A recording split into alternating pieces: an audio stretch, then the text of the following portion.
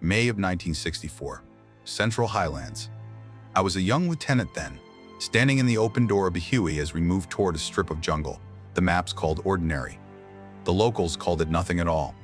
The morning light showed every ridge in clean lines, yet the place we were sent to find looked flat and closed, as if the land refused to show its shape. Our orders were brief. Enter the hidden cut. Find the missing scouts. Leave before dark, no questions. No artillery, no air support, unless we used one strange phrase on the radio that none of us understood. I held that phrase on a card in my pocket and tried not to think about why we needed it. Wind from the rotors carried a faint, sweet metal smell. It did not match the clean air at that height. I watched the ground slide past and felt a slow thudding under my boots that did not match the engine rhythm. I told myself it was nothing. I knew even then it was the first warning. Before we start the video, hit the subscribe button to support the channel. May of 1964 still felt new to me. I had been in country only a few weeks, still learning the sounds, the heat, and the strange quiet that settled over the hills at odd hours. Our camp sat on a small rise carved out by the French years earlier. Their old signs were still nailed to a few posts. Their broken crates lay behind the supply shed. You could feel their history in the dirt, like the ground remembered them even if the paperwork did not. I worked out of a tin-roofed hooch facing a narrow track of red dust. Every morning I swept the floor, drank a cup of weak coffee, checked my maps, and tried to act as if I knew more than I did. The truth was simple. I was young and unsure, and every man in my small command could see it no matter how steady I kept my voice. The Special Forces sergeant assigned to our patrol stood out from the start. He had calm eyes, the sort that did not move unless they had reason to. He carried his rifle the way some men hold a promise. When he spoke, it was short. When he watched the tree line, he did not blink. I trusted him even before I knew I should. Our orders came the night before we lifted into the valley.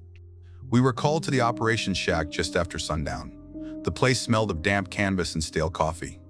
A lantern flickered on the wall, throwing our shadows across a taped-up map. The major looked tired. The ARVN captain had dust on his boots, as if he had run to get there. A civilian in sunglasses stood near the back, hands still, face unreadable. He never gave his name and never looked at any of us for long. The major pointed at a blank patch on the contour sheet and said our team would move into that area at first light. A small ARVN recon element had gone in 3 days earlier and missed 2 scheduled check-ins. They might be lost, injured, or in contact. We were told to find them or find whatever stopped them, nothing more, nothing less. When I asked why the map showed no valley where the French notes mentioned one, the major brushed it off. He said the terrain had shifted over the years, rains had changed the slopes, and the cartographers were behind on updates. His answer felt thin. The French aerial photo on the table told a different story. In that old picture, the valley was clear as a cut from a blade, running long and dark between 2 ridgelines. On our newer sheet, the same spot looked like solid forest. No mark, no contour, nothing. The civilian said only one thing. His voice was low and even. "Do not stay after dark." Then he folded his arms again and stared at the map as if waiting for it to speak back. We loaded our gear after the briefing. I walked through the camp in the warm night, checking packs and counting magazines by touch. Each man carried what sounded normal for a short patrol. A few days of rations, extra water, standard ammo load, a single radio, clean and tested, claymores packed flat, smoke grenades sorted by color. On paper it looked simple. Out in that valley, none of it would feel simple at all. An old man from the nearby hamlet tried to warn our ARVN captain as we prepared to move out. He stood near the camp gate, thin arms folded in front of him, eyes lowered. He did not speak much, only shook his head and tapped his chest, as if trying to show the captain something about fear or breath. Our interpreter told him we would be quick and careful. The old man stepped back without taking payment and left down the road without a sound. I still remember the way the dust rose behind him and hung there, slow to fall. When the sun dropped behind the ridge, the sweet metal smell reached us for the first time. It drifted along the evening breeze, faint but sharp enough to notice. I tried to place it. It felt like damp earth mixed with rust. One of our men said it reminded him of a barn he had once cleaned after a long storm. None of us understood why that smell traveled so far from a valley still miles off. I lay on my cot for a few hours of restless sleep. The night felt heavier than usual, as if the air pressed against my ribs. I kept hearing a slow thudding, steady but uneven, like someone walking with a limp or dragging a heavy sack through wet soil. I told myself it was distant artillery from some other district. The radio operator muttered the same thing when he heard it. Yet he did not sound convinced. Before dawn, we gathered near the landing zone carved out of the brush. A thin mist clung to the ground. Our boots left dark prints that filled with dew. I checked each man again. They nodded in quiet order, rifles slung, faces tight but steady. No jokes. No small talk. Even the sergeant kept his eyes on the eastern sky instead of the men. When the Hueys came in low across the trees, the thudding returned under my feet. I felt it through the ground before the rotors touched the air above us. It was the same pattern I had heard in the night, the same beat I could not name. I tried not to show that it bothered me. We lifted off a few minutes later, climbing toward a ridge that should have given us a clear view of the valley. I remember looking out across the rolling canopy, searching for the cut the French photo had shown so clearly. All I saw was a flat sweep of green, smooth, and closed, with no break in the trees at all. It should have been there, it was not. That was when I felt the first real doubt settle in. We flew on toward the place the map insisted was empty. The Hueys dropped us on a flat finger of earth that ran out from the ridge like the tongue of a dry stream. It was about the length of 2 trucks, placed end to end. Grass lay low and wet from the morning mist. The pilots hovered only long enough for us to jump clear, then lifted fast, rising above the trees and turning away without any of the usual hand signs or jokes they sometimes threw at ground teams. I watched their tail rotors fade behind a curve of canopy and felt the quiet close in once they were gone. The jungle around us seemed normal at first. Thick vines, broad leaves, and old trunks, marked by years of weather. Sunlight made narrow paths through the branches. Birds called from somewhere up the slope. All of it looked like the kind of terrain you could work through with patience and simple sense. Yet the moment we formed up and set our first bearing, the air shifted. The sweet metal smell floated across the ridge again, thin but steady, as if it knew we had arrived. One of the ARVN scouts pointed toward a stand of trees that looked no different from any other patch. He said the valley mouth was somewhere in that direction, even though the contour lines suggested it should be off to the right. His voice sounded certain in a way that made the hair on my neck rise. I checked my map twice. I checked the sun. Nothing matched cleanly. Still, we moved the way he pointed. I told myself the scouts had walked this ground longer than any of us. It was easier than admitting the land might not match the map. We pushed into the trees in a tight column. The canopy deepened fast. Within minutes the light dimmed, though the sky outside was clear. Our boots pressed into soft earth that grew redder the farther we went. The sergeant walked a few steps ahead of me, quiet, scanning the brush in short arcs. Every so often, he tapped a trunk or crouched to check the soil. He did not say what he found, but his jaw stayed set in a way that told me he recognized something he did not want to name. Our first hour should have covered an easy stretch of ground. Instead, it felt slow. Each small rise seemed higher than it should. Each dip stretched longer. When we paused to drink and check our bearings, one of the men frowned at his compass and shook it as if grit had stuck inside the case. The needle wobbled in a lazy arc, then steadied on a heading that made no sense. Another man's compass pointed a few degrees off from mine. The sergeant showed something different again. He studied his for a long moment, then clipped it back on his suspenders without a word. Our first scheduled radio check came soon after. The operator raised the handset, pressed the button, and spoke our call sign with the same calm tone he always used. No answer. He tried again. The radio hissed, soft and thin, like far wind moving through tall grass. He tested the short-range handset with one of the ARVN scouts, and both voices came through clear. That told us the set itself worked. Whatever blocked us sat somewhere beyond the valley line. By mid-morning, the sweet metal smell had deepened. It stuck to the back of my throat. It did not fade with the breeze or shift with the trees. It felt anchored in the soil, as if the ground breathed it out. The men started noticing it too. Some covered their noses. Some tried to joke that it was just rotting plants or old animal remains. No one sounded convinced. The sergeant paused near a cluster of roots and ran 2 fingers through the soil. When he lifted his hand, the red clay held to his skin like grease. He wiped it off on the side of his pants but kept glancing back at the roots, as if they hid something deeper. The forest sound changed as we moved. Birds fell away first. Then the insects thinned. The jungle did not go silent. It simply settled into a strange half-state, as if every creature waited on something we could not hear. Our boots made soft thuds on the red clay, lighter than they should have sounded. Even footsteps carried wrong. Sometimes the earth seemed firm. Sometimes it gave under us in a shallow, slow pulse, like wet ground over an empty space. When the sun reached its highest point, the air grew heavier. Not hotter, just thicker, as if breathing took more effort. Sweat formed slow on my arms. My pack straps dug in. The sergeant called a halt near a patch of ground shaped like a shallow lip. It looked like nothing more than an old washout at first glance. But when I stepped across it, the temperature dipped. The air cooled by a margin too sharp to ignore. The trees on the far side seemed darker, though no cloud had passed over the sun. I checked my watch. The hands showed more time gone than we had felt. Others checked theirs too. Each watch showed a slightly different minute. Not enough to call broken, enough to unsettle. We moved onward, deeper under the canopy. The red soil reached up past the soles of our boots. The smell thickened. The faint thudding returned, soft under the ground, spaced in a pattern that never fully repeated. Each pulse ran through my ankles and up into my chest, slow and steady, matching some rhythm I could not place. No one spoke about it. We simply kept moving. The scouts stopped pointing. The sergeant looked back once and gave me a nod that carried no comfort. It only meant he understood how strange the valley felt, and that there was nothing to do but press ahead. We had crossed the threshold. There was no sense in pretending otherwise. Inside the valley, the light changed in a way I had never seen before. It thinned, it lost its warmth. It felt as if the sun still burned above the canopy but could not reach us the same way. The colors around us dulled. Leaves that should have been bright green looked washed. The bark on the trees seemed older than the trees themselves. Our shadows stayed close, short, and faint, even though the sun should have thrown them long.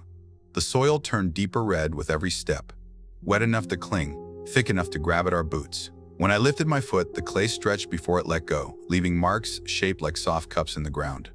The sweet metal smell rose from each print. It drifted around us like steam from an unseen spring. My stomach tightened each time I breathed it in, but I knew we had to keep moving with steady pace. Any sign of worry for me would ripple through the patrol. We found the first trace of the missing ARVN team near a cluster of low trees. A torn piece of web gear lay caught on a broken limb, the kind of break that happens when someone runs fast and does not see what is ahead. A bandage sat nearby, half buried in damp leaves, stained dark at the center. A snapped radio antenna rested a few feet off, bent in a way that suggested someone had fallen on it. No blood on the ground, no drag marks, no sign of bodies. The earth around the debris looked disturbed, but not in a pattern I recognized. The sergeant crouched near the ground for a long moment. He ran his hand across the soil, then looked up at me. He did not speak. He did not have to. This was not the normal mess you saw after a fight. It looked more like the team had moved fast, then stopped with no clear reason. We pushed forward. The air grew heavier in steps. Even my own breathing felt thicker, as if each inhale carried something the lungs did not want to hold. The thudding we had felt earlier returned, faint under the ground but clearer now. It pulsed at long, uneven intervals. Not constant. Not random either. Each tremor rose through the soil, reached our boots, and faded before the next one arrived. One of the ARVN scouts kept glancing down at his feet as if expecting the earth to move. The smell guided us almost more than our bearings. It grew stronger near a group of shallow depressions hidden under mats of leaves. They were shaped wider than a jeep and deep as a man's thigh. Red water collected in each one, still at the top but dark below. No insects skated across the surface. No frogs clung to the edges. The water looked old, as if it had been sitting there for months, untouched by weather. I slid a stick in one pool. It sank without resistance, almost too easily, as if the water offered no weight at all. The sergeant signaled us to move off the low ground. We shifted toward a slight rise that curved along the valley wall. From there, the air felt a little clearer, but the smell still reached us with each small gust. When we stopped for a short break, the men drank in small sips. Their faces showed strain. They should not have felt this early in the day. We had not covered enough distance to be tired. Yet my own legs felt heavy. My chest felt tight in slow waves. Something about the valley took effort from us without showing how. I checked my watch again. The time had jumped ahead more than expected, not by much. A few extra minutes here and there, enough to notice. I walked down the line and asked two men quietly. Their watches did not match each other or mine. The sergeant checked his, but gave no reaction. He simply clicked the cover shut and told the men to tighten their spacing. We moved again, deeper into the valley. The jungle floor sloped down, then up, then down again, as if the ground under us breathed shallowly. Vines hung low and thick. Branches curved overhead in ways that looked shaped by more than weather or growth. The deeper we went, the more it felt like walking through an old place that did not want to be disturbed. After another stretch, we came upon a narrow section where the trees bent inward, forming an arch. The clay beneath the arch had hardened into a thin crust that cracked under our boots. Each crack released more of the sweet metal scent. The thudding in the ground paused while we passed, then resumed behind us. I could feel each pulse in my chest, faint but present, like a second heartbeat out of step with my own. Past the arch, the path widened again. Broken vines lay cut cleanly on the ground, fresh cuts. Someone had moved through not long before us. We spotted a single cigarette butt with markings used by northern units, still dry and intact. That meant no rain had touched it, even though the air held enough moisture to cling to our sleeves.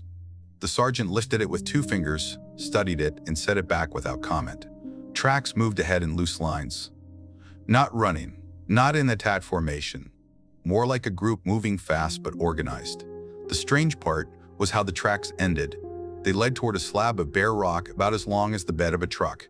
On that rock, the footprints vanished. No grit, no dust. No sign of a jumper climb. It looked as if the men had stepped onto the rock and disappeared clean from the world.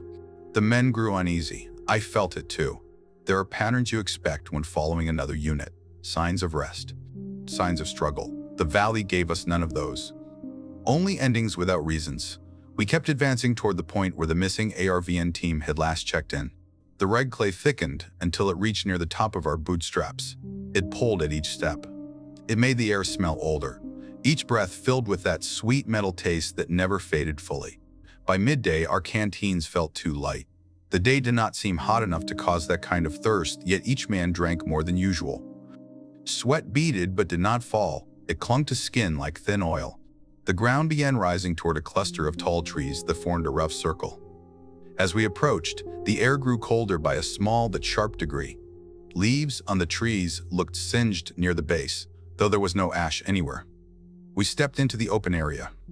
It was about the size of a school gym, perfectly round, as if carved by steady hands. In the center lay a shallow excavation, shaped like spiraling steps leading down into the earth. The smell flowed out of it in steady waves. Whatever waited inside that pit stood between us and whatever answers we hoped to find.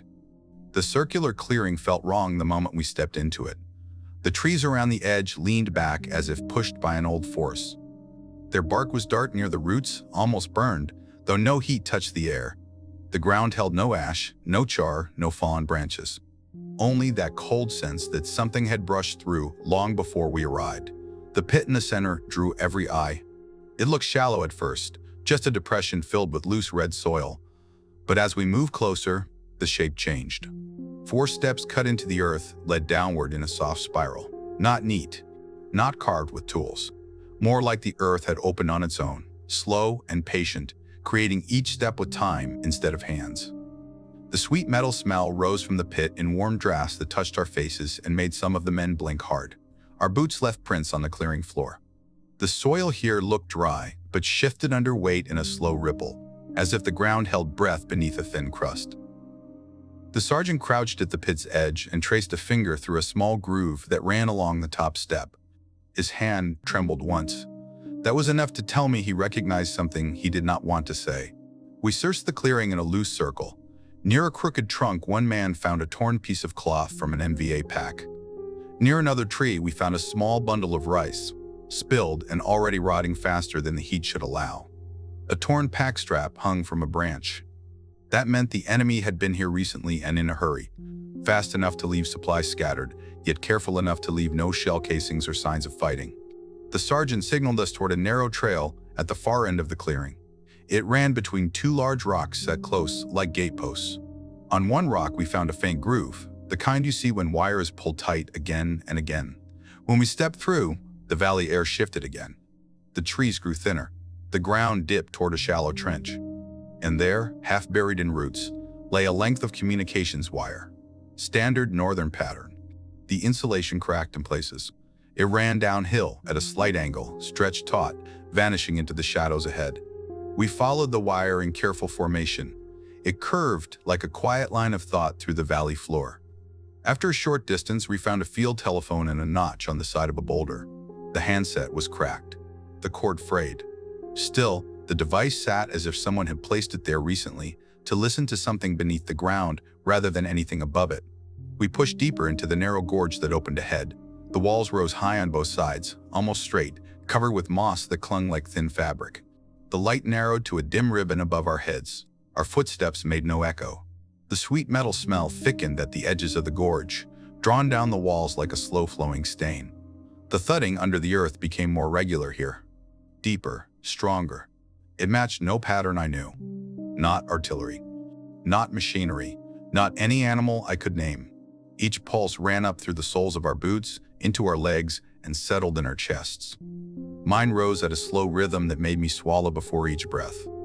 We reached a collapsed bunker at the far end of the gorge. Its roof sagged inward. A few planks stuck out at odd angles. Pieces of torn canvas lay buried under red dirt. Inside, the air felt colder than the outside shade. A table sat off to one side, covered with old papers weighed down by a broken lantern. Maps lay scattered. Some showed French symbols from long ago. Others showed northern markings, lines drawn through the same valley like a maze. One map caught my eye. It showed patrol routes entering the valley on different dates. French, ARVN, NVA, Americans. The routes all narrowed toward the same center point, then ended in a short line that simply stopped. No exit, no return. Only abrupt endings, drawn in soft pencil strokes. On a second table, we found an American radio wired to northern equipment. The old handset sat at an angle, stripped in places to tie into a local battery. Our call sign was written next to a frequency we had been told never to touch. A small note under it read, in rough handwriting, "Voices in the wire." I ran my finger over the note. The pencil mark felt fresh, as if someone had written it within the last day or two. Papers on the floor held fragments of thoughts in two languages. One sheet mentioned the red cut. Another said, "The ground speaks in time." A third referenced lost hours and returning shadows. None of it looked like normal military reporting. It read more like someone trying to keep track of a pattern they could not explain. When I looked back at the men, their faces showed strain. Eyes wide, jaws tight. No one spoke. Even the sergeant remained still for a long moment, staring at the radio as if waiting for it to breathe. Then the handset crackled. Not loud, not clear. A faint voice rose through the static. At first it sounded like distant chatter. Then the words formed. It was my own voice, steady and measured, giving a position report we had not yet made. The date spoken matched the day we stood there. The time spoken matched a time we had not reached. The radio operator turned pale. He stepped back as if the air near the radio carried heat. The sergeant unplugged the battery fast, and the sound dropped. Silence filled the bunker again. Heavy, thick. I felt my throat tighten. I checked my watch. The minute hand had jumped ahead again. The men checked theirs. None matched. Not with each other. Not with mine. Not with the moment we felt. A cold understanding settled inside me. The valley did not simply hide things. It folded them, bent them. Mixed pieces of time, the way water mixes silt. The missing team, the enemy scouts, the old French patrols, and now us. All drawn to the same center. And now, something inside the valley knew we were here. It had our voices. It had our time. We stepped out of the bunker in quiet lines, knowing the way back might not match the way in. We moved out of the gorge in a slow line, each man watching the ground as if expecting it to shift under his next step. The air felt heavier now, thick enough that it pressed against the skin. The thudding under the soil kept a steady rhythm, not fast, not slow, but patient. Each pulse carried through my boots like the faint strike of a dull hammer under a wooden floor. We reached the circular clearing again, but something had changed. The pit no longer looked shallow. Its steps seemed deeper, or maybe the angle of the light made them stretch in ways my eyes struggled to accept. The smell rose stronger than before, thick and warm, settling in our throats with every breath. I walked closer to the edge and saw the first body. It lay half turned on its side, wearing an ARVN jacket. No wounds. None at all. Not from bullets. Not from blades. The skin looked pale and tight, almost drained. The arms rested in odd positions, as if the man had been caught mid-step and placed gently on the ground. His face held a blank look, neither fear nor peace, just stillness, the kind that stays quiet even in memory. Near his boots, I saw old French gear scattered across the dirt, a rusted rifle, a torn field jacket, a broken canteen. Some pieces looked decades old, others looked newer. All of them lay layered, one over another, as if several patrols from different years had shed equipment in this same place, drawn to the same center, ending in the same silence. The sergeant knelt beside the body and lifted the corner of a sleeve. He checked the skin with 2 fingers, then looked up at me. His eyes carried a truth he did not want to speak. I knew it before he stood. This was not enemy fire. This was not sickness. This was something else entirely. He reached into a pocket and unfolded a page, so worn it looked like old cloth. French writing covered it in faded ink. I could read only small parts, but the words struck with clean weight. Unreliable compasses. Lost time. Dead found without wounds. Disturbance in the Red Valley. I asked where he got it. He shook his head once, as if the matter no longer held meaning. I understood the hidden part then. We were not simply searching for a missing patrol. We had been sent to see how deep this went, how far it reached, and whether the enemy had found a way to use it. The warning to leave before dark. The strange radio phrase. The map without a valley. All of it pointed to something they already suspected. A faint tapping echoed from the pit. Not loud, not human, like drops of water falling onto hollow metal far below the surface. I stepped back without meaning to. The sergeant told us to move. His voice stayed low, calm, steady, but I could hear the tension under it. We followed the comm wire deeper along the narrow gorge at the valley's core. The air grew colder. That steady thud under the ground took on a new weight. It lined up with my heartbeat for a moment, then fell out of rhythm again, leaving a strange emptiness behind each pulse. When we reached the far end of the gorge, carved niches appeared in the stone. Some natural, some shaped. Inside them, field telephones sat in small pockets left by northern troops. Wires ran down cracks in the rock as if the enemy had tried to listen to something inside the valley, not outside it. The deeper we went, the more the feeling settled that someone had walked these same lines long before us. French boots, ARVN boots, NVA boots, all drawn inward toward a center that did not want to let them go.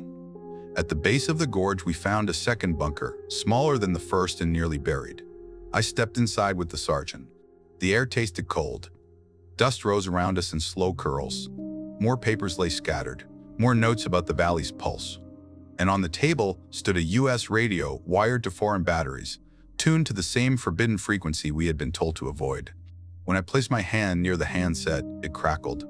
Static crawled up my arm, almost like a faint vibration.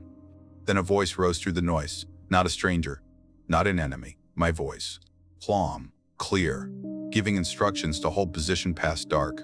Words I had not spoken yet. Every man in the bunker stared at me. I could not answer them. My throat closed. The sergeant unplugged the power. The sound cut. We stood silent. The valley had taken our time and folded it back into us. We pulled out of the bunker with quiet urgency. Even the smallest sound carried too far in that narrow space. The walls of the gorge seemed to lean in as if listening. The sweet metal smell clung to our clothes.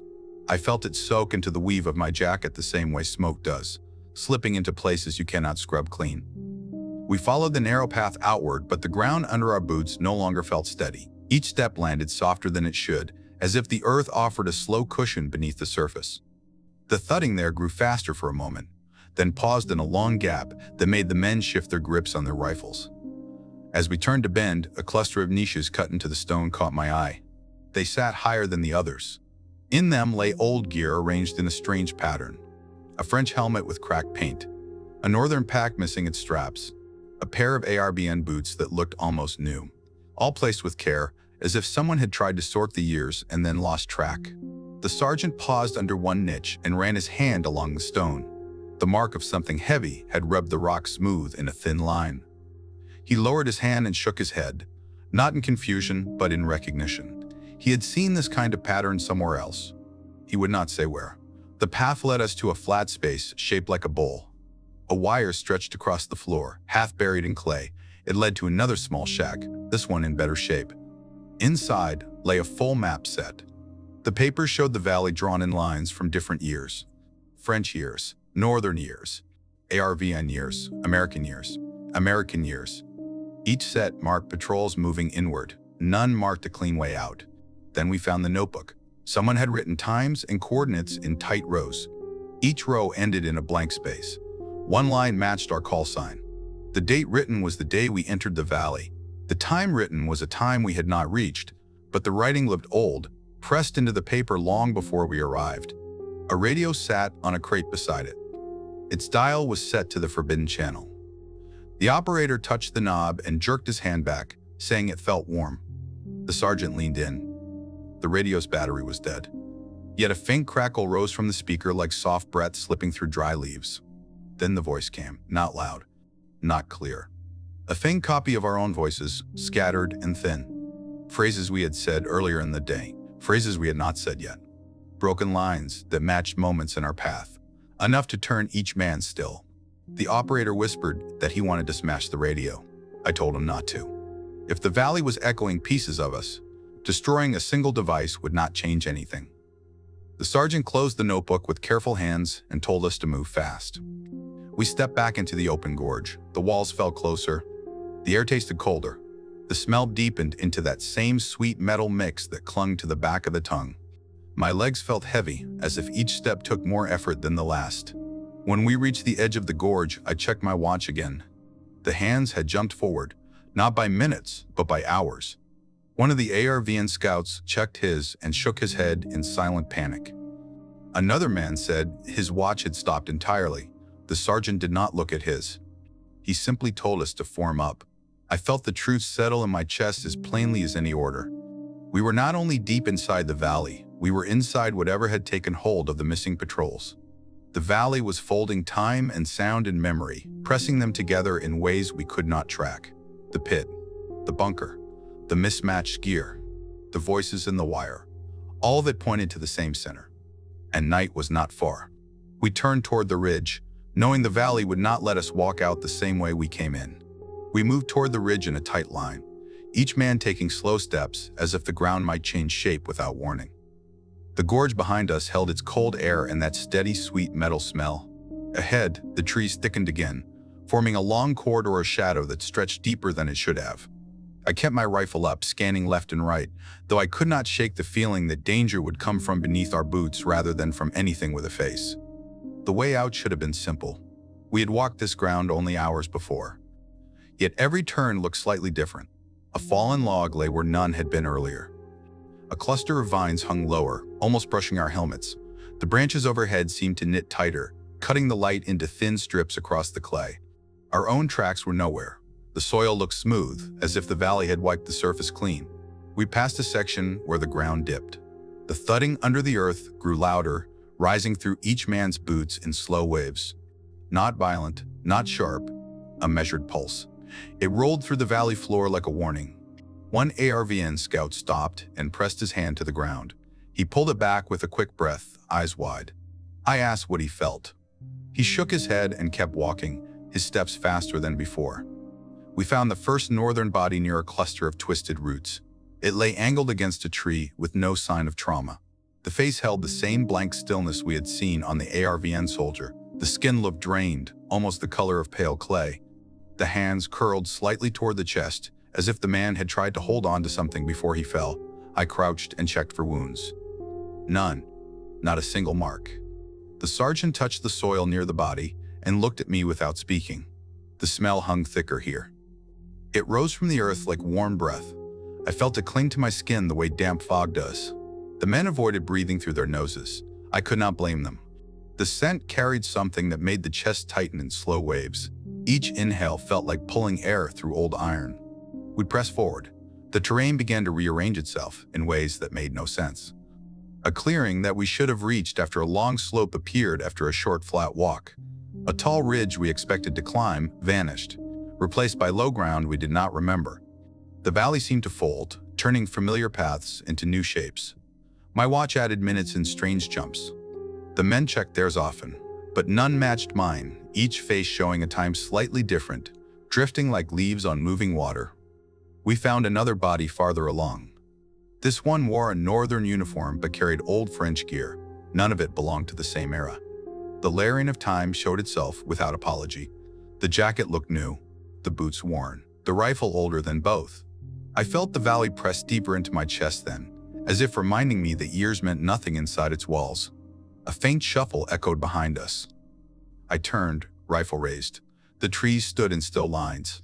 The men stopped and listened. Then came another sound. Footsteps. Slow, soft, delayed. They matched our pattern but lagged by a breath. As if something walked just behind our last man, copying our pace but staying out of sight. I moved closer to the rear of the column. The last man shook his head. He had heard nothing. Yet when we paused again, the delayed steps returned, one beat late, landing with a dull softness on the clay. I saw nothing, but the rhythm held steady behind us, linked to our movement like an echo trapped in the wrong place. At the next rise, the light shifted.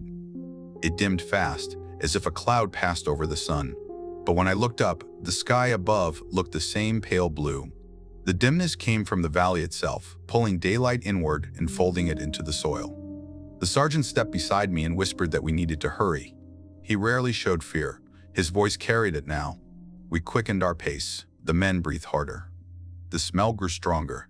The thudding under the soil began to slow, stretching the time between pulses, leaving long, quiet gaps that felt dangerous. Silence in the valley meant something had changed. We reached a stretch of ground that sloped upward. The ridge should have been visible above the next rise. Instead, the clay darkened beneath our boots. Not red, almost black. Sticky and slick, like wet ash. The air cooled in a sharp drop that made my skin prickle. The sweet metal smell thickened so much it felt like steam rising from a cracked engine. The men hesitated. I told them to keep moving. We pushed to the top of the rise. That was when the light shifted again. The sun sat high only moments earlier. Now the valley lay under dull dusk. Not evening, not night. A thin, sour twilight that pressed against our faces. Shadows stretched in strange angles. The sky above us still held bright streaks of day, yet the valley floor sank into gloom that did not match the hour. One man checked his watch and froze. The time had jumped to near nightfall. Another man's watch said mid-afternoon. A third showed a time that made no sense at all. I felt a cold line run up my back. We had walked the same ground all day, but time had slipped through our hands. We moved faster, almost at a run, trying to reach the ridge, but the ridge did not appear. Instead, the trees grew closer, the clay darkened further, and the charged air held a deep stillness that made each breath feel heavier. Then the radios crackled at once, not with static, with voices. Our own voices, fragments of words we had spoken earlier, lines spoken in the bunker, phrases we had not said yet. They drifted through the headsets like broken memories trying to take shape. Men pulled off their earpieces, stunned. The sergeant gripped his handset tight, jaw clenched. We stopped only when the valley forced us to. Darkness, cold and thin, settled around us in minutes. Watches disagreed. The sky disagreed. The valley did not care. I looked into the growing dusk and felt the first edge of what waited for us after nightfall. Night settled over the valley in a way that did not feel like true night. The sky above still held a faint pale glow, but the ground around us darkened fast, as if the soil swallowed the last of the daylight. The trees rose like black shapes, their edges blurred. The air cooled in sharp steps, each breath colder than the last. I felt the men tighten their grips on their rifles. No one spoke. We set a small perimeter on a low rise where the clay felt firm enough to dig. Each man carved out a shallow fighting position no deeper than the chest. The soil broke in soft layers, forming pieces that crumbled like old pottery. The sweet metal smell thickened as we dug. It settled in the holes, making the air inside feel heavy. The sergeant set claymores along the tree line, placing each one with careful hands. Trip flares went up in thin arcs around us. None of it brought comfort. It only reminded us how little control we had in that place. By the time we settled in, the dusk had turned into a thin half-light. Not full dark. Not dawn. A washed-out shade that made every shape look uncertain. The men spoke only in clipped whispers. One ARVN scout stared into the trees with wide eyes. He asked softly if the valley had always been like this.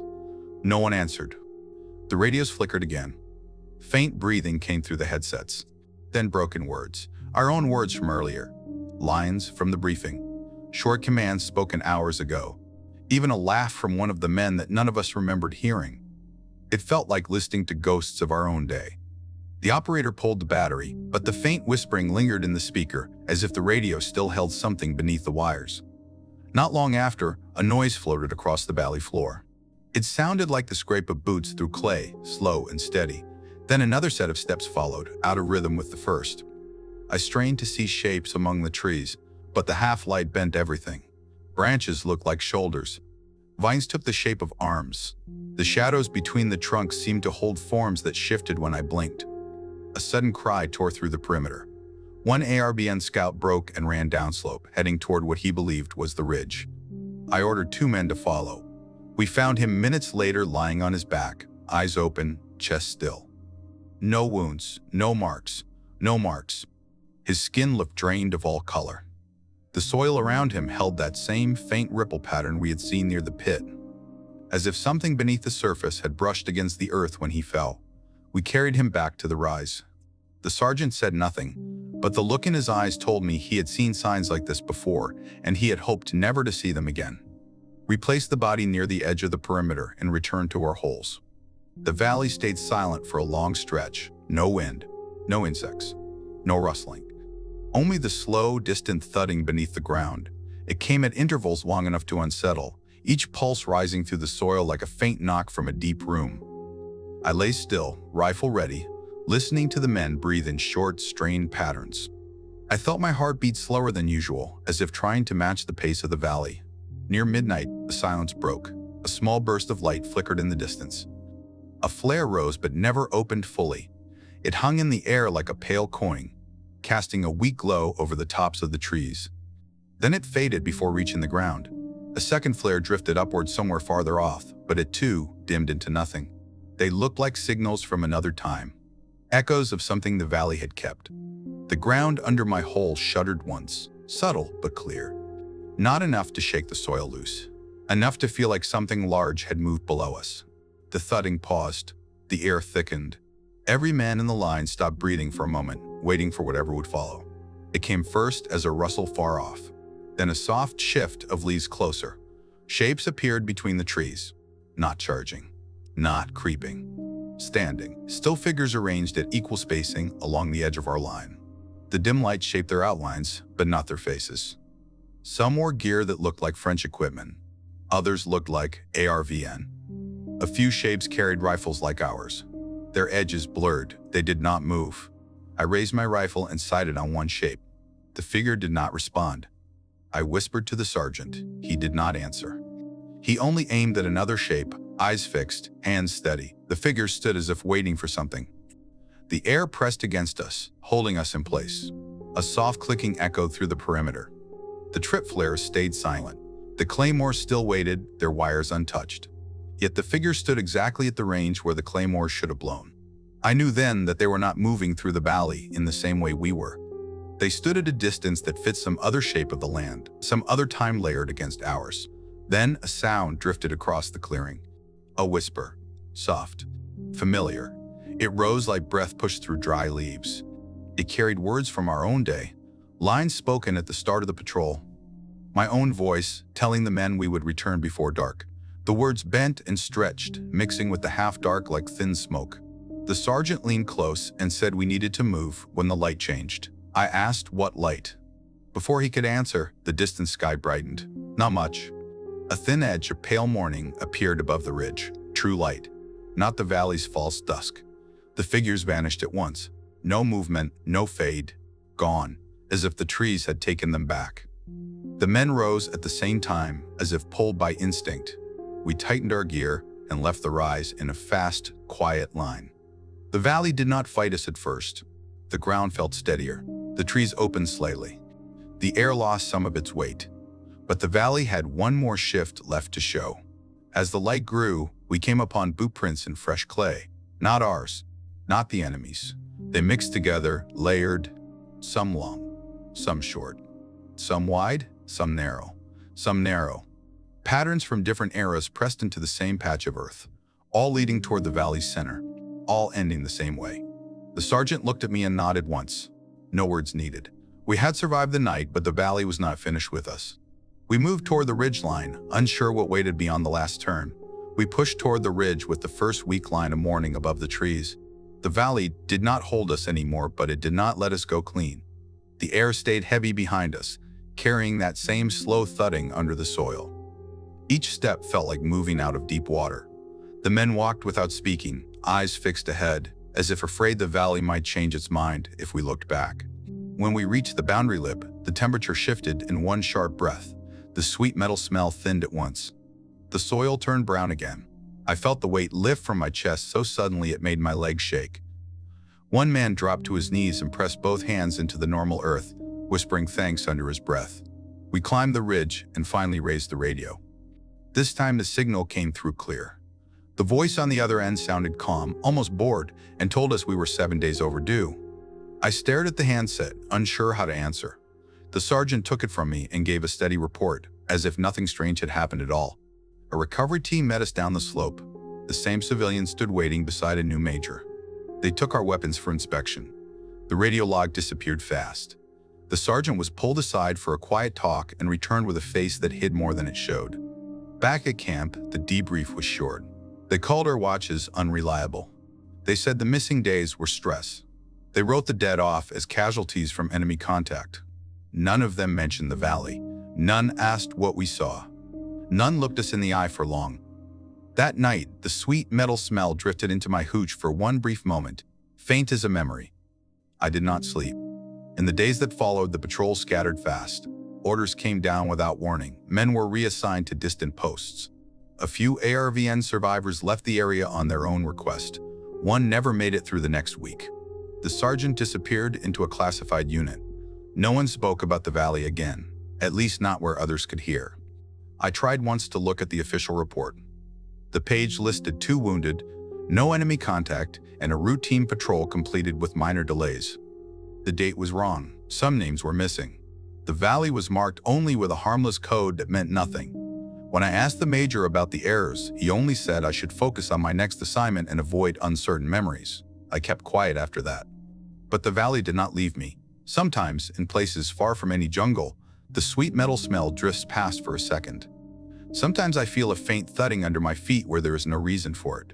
I tell myself it is only memory settling in old bones. Yet I still wake some nights thinking of the pit, the layered gear, the voices in the wire, and those still figures watching us from the tree line. I know we walked out, but part of me wonders if the valley kept some small piece of each man. And I have never once looked back toward those hills without feeling that something there remembers us too. Many years have passed since that day in 1964, yet the valley has never loosened its hold. Time has taken men I served with, worn down memories, and softened old fears, but the valley stays as sharp as the moment I first saw it from the door of the Huey. I used to tell myself that experience shapes the mind, that stress can bend what a person sees. But the older I get, the more certain I become that some places do not rely on fear to make themselves known. They simply wait for the right steps to cross their line. I found a short declassified summary once. It listed our patrol as a small incident with no losses. A few hours missing, routine movement, nothing unusual. Reading it felt like watching someone rewrite a moment that had shaped the rest of my life. The simple words on that page did not match the pit, or the silent figures, or the way the ground pulsed beneath us like a slow breath. Sometimes I catch the valley in the small hours, not in sight, in feeling. A faint sweetness in the air when there should be none. A soft thud under a wooden floor that settles too slow. A quick shift of shadow at the edge of a hallway when the house is still. These moments pass in seconds, but each one pulls me back to the red clay and the cold morning light when we stepped out of that place for the last time. I tell this now, not for proof and not for comfort. I tell it because silence lets things grow in the dark. The valley took time from us. It took men. It took pieces we could not name. But it did not take the memory of walking through a place that did not follow the rules of the world we knew. If anyone ever finds that cut again, I hope they step lightly and listen closely. The valley gives its warnings. The thudding, the smell, the shift of light. They are small signs, but they are true. I learned to trust them too late. If you like this video, give it a thumbs up. And for more amazing horror stories, just click the ones showing right now on your screen.